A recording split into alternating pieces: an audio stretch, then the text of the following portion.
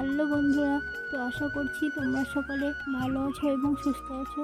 তো দেখো, আমরা খুব একটা ভালো নেই, কারণ আমাদের সময় খারাপ যাচ্ছে। তো এই যে বড় এখন দেখো সাইকেল নিয়ে বেরিয়ে পড়েছে আর সঙ্গে নিয়ে নিয়েছে একটা জাল। তো দেখো চলে এসছে পুকুর পাড়ে। তো পুকুর পাড়ে কেন হঠাৎ এলো সবটাই তোমরা ভিডিওটার মাধ্যমে দেখতে পাবে। তো তোমরা পুরো ভিডিওটা দেখার জন্য তোমাদের কাছে আমার অনুরোধ রইল। তো তোমরা কেউ স্কিপ করে ভিডিওটা দেখবে না। তো এই যে বড় এখন পুকুরে চলে এসছে। তো এই যে বড় এখন জাল টানতে শুরু করে দিয়েছে। তো ছোট্ট একটা জাল নিয়ে এসছে। তো ভিডিওটা দেখো, নইলে বুঝতে পারবে না।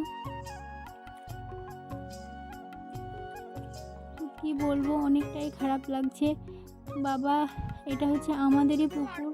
বাবা এই পুকুরটায় মাছের চাষ করতো, কিন্তু হঠাৎই মাছগুলো কেমন অসুস্থ হয়ে যায় ও মাছগুলো মারা যায়। অনেকটা মাছ মারা গেছে। তো মাছ মারা গেছে এটা জানতে পারাতে বর দৌড়ে এসে এখন ছোট্ট একটা জাল নিয়ে মাছগুলোকে ধরে নিচ্ছে। তো এই যে এখন বাবা, জেঠু আর আমার বর মিলে ধরছে। তো অনেক লোকও জড়ো হয়ে গেছে ধরার জন্য, কিন্তু ওদেরকে এখন পুকুরে নামতে দেওয়া হয়নি। তো কি বলবো, অনেকটাই খারাপ লাগছে। তো অনেকটাই ক্ষতি হয়ে গেল আর্থিক দিক থেকে। তো কি করা যাবে বলো, এই পুকুরটাই না অনেক বড় বড় মাছ ছিল। এই যে এই বড় মাছগুলো মারা গেছে। তো দেখো অনেকটাই খারাপ লাগছে। এই যে কত বড় মাছ দেখো। তো ছোট মাছগুলো কিছুটা নড়ছে, তো ওরাও বেশিক্ষণ বাঁচবে না, ওরাও মারা যাবে। তো ওদেরকে আর রেখে কি করা যাবে, সব মাছই যখন মারা যাচ্ছে। তো এখন বড় ছোট্ট জাল নিয়ে ধরছে। তো পরে বাবা বড় জাল নিয়ে গেছিলো পুকুর পাড়ে। তো সব মাছ ধরে নেই। তো মাছ রেখে তো লাভ নেই। তো সেজন্য সব মাছ ধরে নেবে। তো এই পুকুরটা না অনেক পানা পাতাতেও ভর্তি, দেখো পুরো পানা পাতায় ভর্তি পুকুরটায়। তো এই পুকুরটায় যতবারই মাছ ফেলানো হয়েছে ততবারই এমনি হয়েছে, কারণ গেল বছর অনেক মাছ পুকুরে মারা গেছিলো। তো এই বছর সে ওরকমই হলো। তো বাবা হয়তো বুঝতে পারেনি যে এতটাই হয়ে যাবে, প্রতি বছর হবে না, কিন্তু এবছরও সে একই রকম ঘটনা, মাছ মারা গেছে।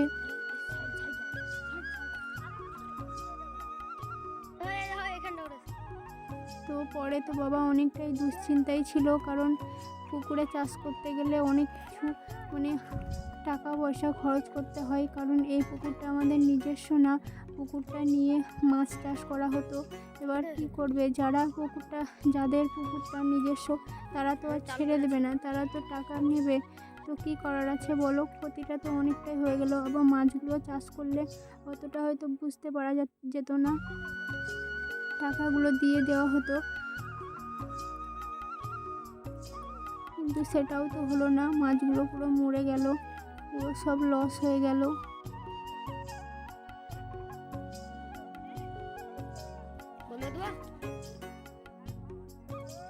তো বাবা তো অনেকটা দুশ্চিন্তায় আছে, কি করে কি করব।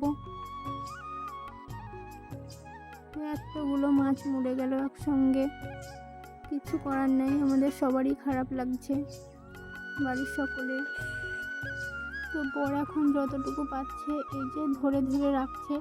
তো বর মাছ রাখার কোনো জায়গাও নিয়ে যায়নি, সেজন্য দেখো পকেটে করে রাখছে। তো এই যে তারপরে বর পুকুরের ওপরে এসে এই যে মাছগুলো এখন পকেট থেকে বার করে দিচ্ছে। তো জেঠুগুলোকে বস্তায় করে ভরে নিচ্ছে। তো তারপরে তো দেখো বাবারা বড় জাল নিয়ে এসে পুরো পুকুরটা মাছগুলো ধরে নিল।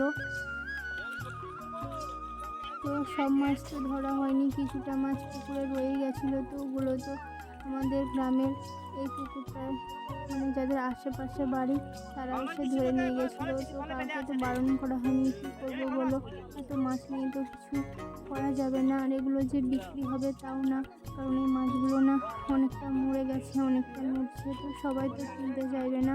তো সেই জন্য আমাদের বাড়ির আশেপাশের যে বাড়িগুলো রয়েছে তাদের বাড়িতে দেওয়া হয়েছে। আর এই যে যে কাকুগুলো ধরে দিয়েছে তাদেরকে দেওয়া হলো। আর আমাদের বাড়িতে নিয়েছে খাওয়ার জন্য। তো অনেকটাই লস হয়ে গেল, পুরো 1 হাঁড়ি মাছ বিক্রি করছে।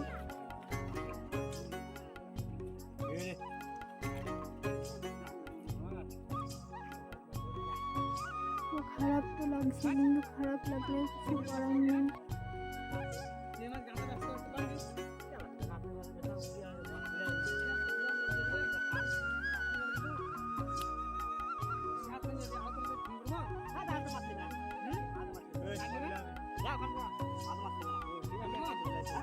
বন্ধুরা, আজকের ভিডিওটা তোমাদের সাথে শেয়ার করলাম যে আমাদের পুকুরে কতগুলো মাছ মারা গেল।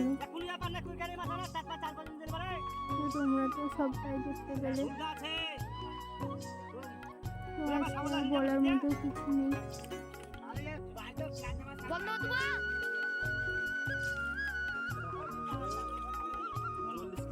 তো বন্ধুরা, সবাই ভালো থেকো, সুস্থ থেকো। চলো আজকের ভিডিওটা এই পর্যন্ত।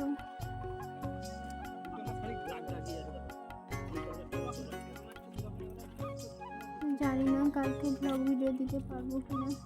চলো আজকে টাটা, সবাই ভালো থেকো।